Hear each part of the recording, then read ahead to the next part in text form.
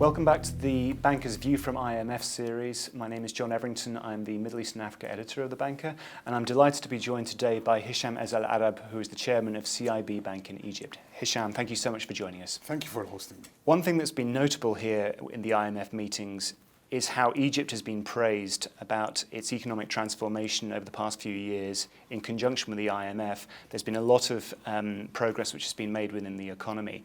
It'd be great to know, Hisham, your thoughts on how far the country has come and what the next stage of that evolution is going to be. The decision was taken back in 2016 to cooperate with the IMF based on a program that Egypt drafted for macro reforms. And those macro reforms, discipline was very high in implementing them. I think large part of the pain was absorbed due to the popularity of the president or the leverage, the credit he has with people. People trusted the leadership of the country, and they accepted things that I don't think would have been accepted 10 years ago. In terms of removing subsidies from energy, electricity, water, and you name it. The Ministry of Finance did a very good job in terms of balancing the preliminary budget and reducing the budget deficit to GDP, coming from like 13-14% now in a single digit and moving lower.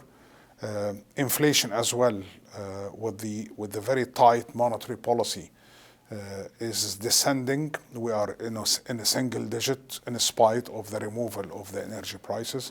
So the macro picture is outstanding. It was praised by the IMF and the World Bank.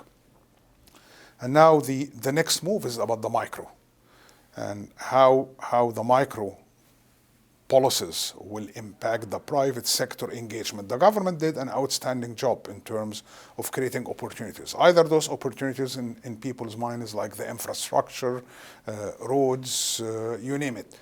However, now is the role of the private sector to carry on creating the expected growth for the economy and the job creation. The government cannot carry on doing that.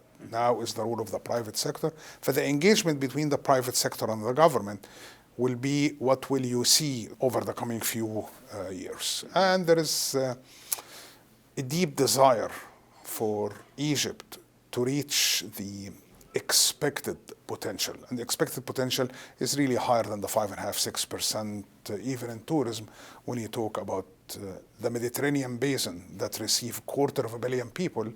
The entire tourism in Egypt is about 10 million. Should we think of 20, 30, 40? Especially that we're not talking about the Red Sea, we're not talking about the Mediterranean only. Egypt has the Red Sea, has all Luxor and Aswan and all the history there. And by the way, tourism sector is not a public sector. This is pure private sector. 99% is a private sector. Really, I'm quite optimistic about the macro policies and the future implementation for those. Mm-hmm. It's going to be very interesting to see how it all pans out in the coming years, definitely. Within the sort of financial services sector in particular, we have the new banking law which is being developed at this point. And there's a lot of anticipation around that. What do you think are going to be the main features of that, and how is that going to impact the sector? There is a stress on governance inside the central bank.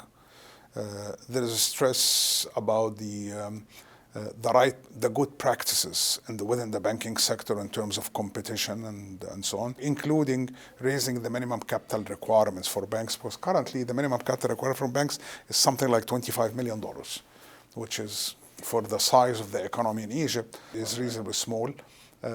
Now the central bank is talking about £5 billion, which is something like $250 million or $300 million. I hope you could have raised that to more than that, maybe $500 million or $1 billion. But I think those are the things that will come in the future. But it's first start with one step. You cannot reach the ultimate object, but you start with small steps, but on the right direction. Within sub-Saharan Africa, this has been a massive sort of topic recently about financial inclusion spreading through digital payments and digital banking services. What's there in the new law which relates to that area? There are a few changes there, and I think the central bank is, what they are trying to do is to move away from the paper and pin push, because Africa made the financial inclusion. Either you talk about Zimbabwe, Kenya, all the successful stories. It was about the paper and pen push. As long as you have paper and pen push with signature, you will not have inclusion.